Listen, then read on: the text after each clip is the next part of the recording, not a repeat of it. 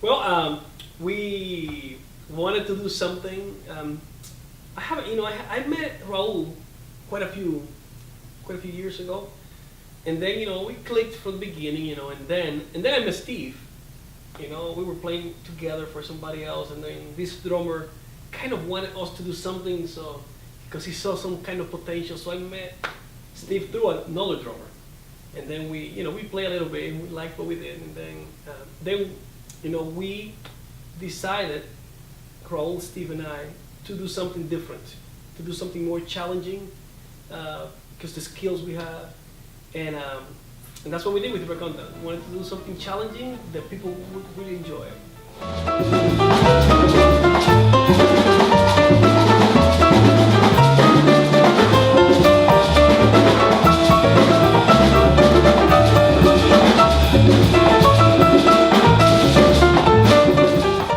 to cater our music,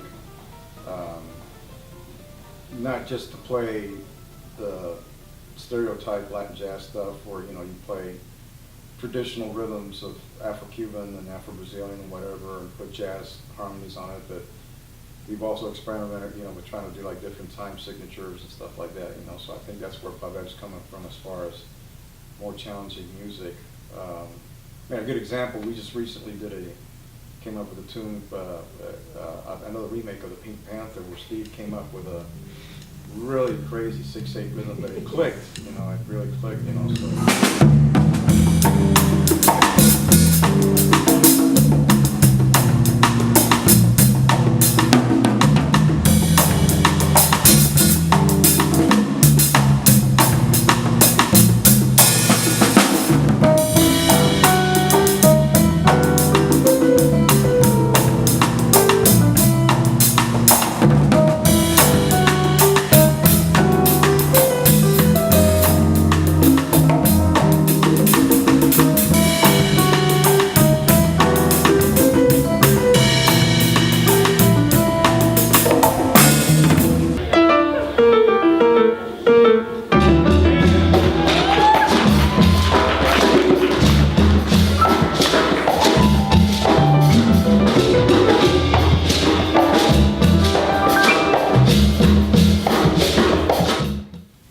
So, yeah, one of the things about playing with this group, when we try to work out different tunes and all that, even though I'm not a piano player or a bass player, I feel like I've had enough music experience that I could tell whether, he's doing the right part or he's doing the wrong part. And so, Hey, why am I doing the wrong part? well, no, I'm not gonna- You've done it many times. No, but we have so much experience and so much mutual respect. Is that you're never going to hear us, be overbearing or scream about something or anything like that. We could be doing something and then maybe Steve has a better idea for a rhythm. He's done that numerous times with a lot of stuff that we've done. Make a suggestion about just about a groove or a rhythm or something like that, and it clicks and it sounds even better. So, that just shows that even though you're not, a bass player, a drum player per se, and you're a bass player, that doesn't mean that a bass player can't give an opinion about a rhythm or something like that. Because bottom line, the bass player and the drummer has to click. We're the main rhythm section, and I mean, and unfortunately for us, there's not a lot of instrumentation. It's just us three, so you have to really listen and get feedback from everybody else, as to how you want to play a certain tune, and then maybe Pavel always, he's always, giving, ideas or suggestions about how something needs to be done, So I might get pissed off at first. But really, outside of that, no, it's not. I just, The stuff that we do is very, it can be very challenging. So at the beginning when you get together and we write something, so it's like just putting it together. Yeah. Because it's the first time it's been put together. So that's, that's what you're talking about. Yeah, because even though I may have all these influences and play all these different especially with the Afro-Cuban stuff, you know, and all that stuff. That doesn't mean that I can't get a value opinion from these other cats, you know. I mean, that's the way it has to work.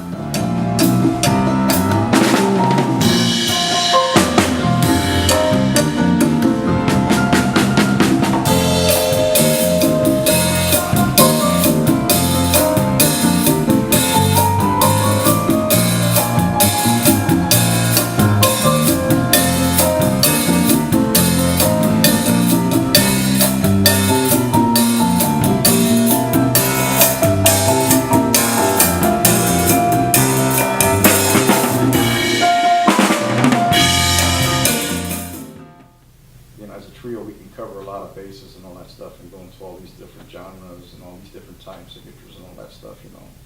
And I think that's really why I really enjoy about this band. It's allowed me as a drummer and percussionist, more as a drummer. I mean, it's really forced me to really play more drums because of the fact that, you know, he'll come up with an idea and then I'll tell him, you're nuts, we can never do this. But don't let him fool you, because these guys are really good. I mean, Steve is a very strong bass player. He takes over. That's his nature. You know, Raul, I never seen anybody like Raul. That has like maybe 5 different brains.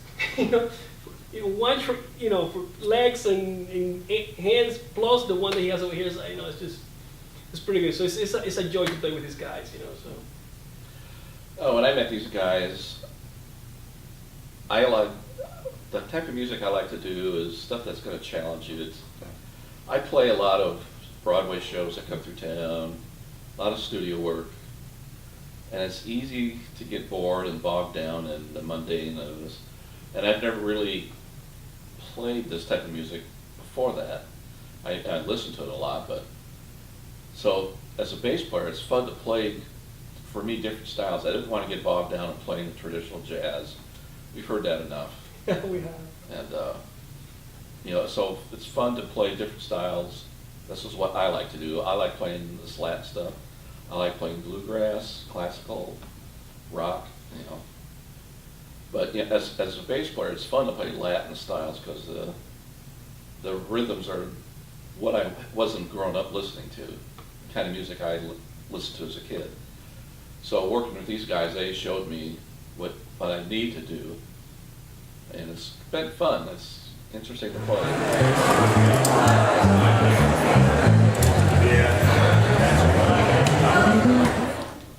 Yeah, I grew up in Minnesota, and I think some of my influences are from my early childhood. I remember family would get together for holidays or stuff, and my dad would play accordion, and we'd throw Christmas presents in the car, the accordion, would go up to my uncle's house, and there was instruments up there, and we would play up there what we would call old-time music, so it'd be accordions, tubas, a lot of polkas, waltzes, and schottisches. That's what I grew up listening to as a young kid. So when I started playing an instrument, my first instrument was a tuba. Played that all the way through school. And then in high school, of course, I started doing the musicals that the school would put on. Then I got hired professionally to play the musical called Man of La Mancha when I was just out of high school. I was still in high school. I had to take a night off to graduate. And I had to join the musicians union, but I started doing that, and basically because I could read music and play the different styles that was called for. And then I played around Minneapolis a lot, doing some shows, some recordings, commercials, a couple big band gigs, and then I got a call from a friend of mine to come to Indiana. I was only going to be here for like 16 weeks, but came down here, ended up meeting a girl, getting married, and I started playing down here.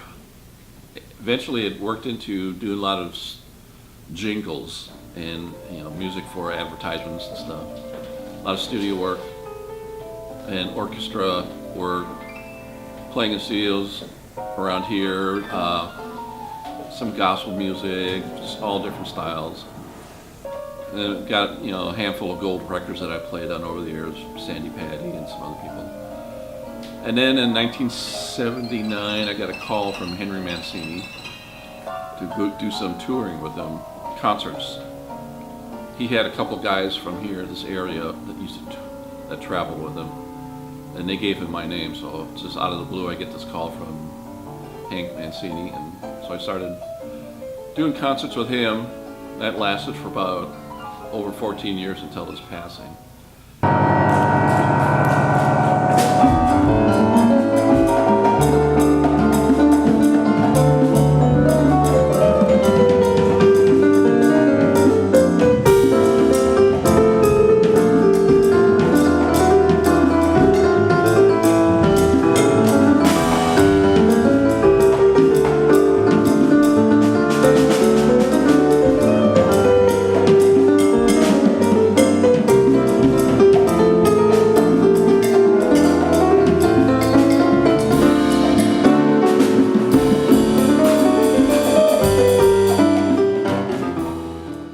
You know, all comes down to, like, you know, we're both, the three of us, we're professional musicians. We play around, we play with people, we play with, superstars, we play with other people.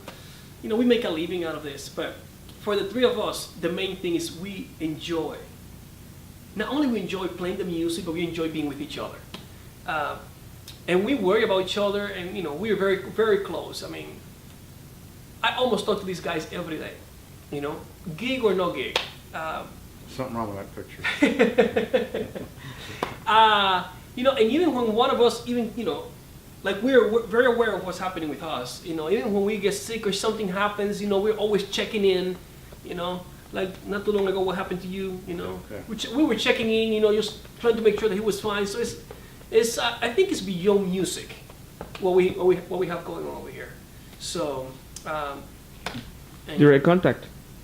yeah, direct contact. Yeah.